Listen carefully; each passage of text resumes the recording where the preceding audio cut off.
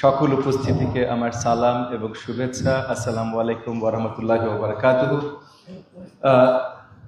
রেমিয়েন্সদের পক্ষ থেকে একটা রিটেন স্পিচ আমাকে দিয়েছেন, ওনারা খুব সুন্দর করে লিখেছেন, মাশাআল্লাহ, তার জন্য তাদেরকে ধন্যবাদ। জি, নিশ্চয়ই, ওয়াই নট। তবে আমি ওটার পয়েন্টগুলো নিয়েছি, একটু স্মৃতিচারণ করব। আমি বহুদিন পর রেসিডেন্সিয়াল মডেল কলেজে ফিরে এসেছি। আমি এখানকার ছাত্র না, শিক্ষার্থী ছিলাম না। এটাই মাননীয় অধ্যক্ষ মহোদয়ের সাথে কথা হচ্ছিল আজকে যখন আমি প্রথম ঢুকেছি। ইউনিফর্ম আর আউট অফ ইউনিফর্মে একজন মানুষকে কত ডিফারেন্ট লাগে। তো অধ্যক্ষ মহোদয়ের সাথে আমার পরিচয় আছে, ওনার সাথে কয়েকবার দেখা হয়েছে, কিন্তু প্রত্যেকবার উনি ইউনিফর্মে ছিলেন।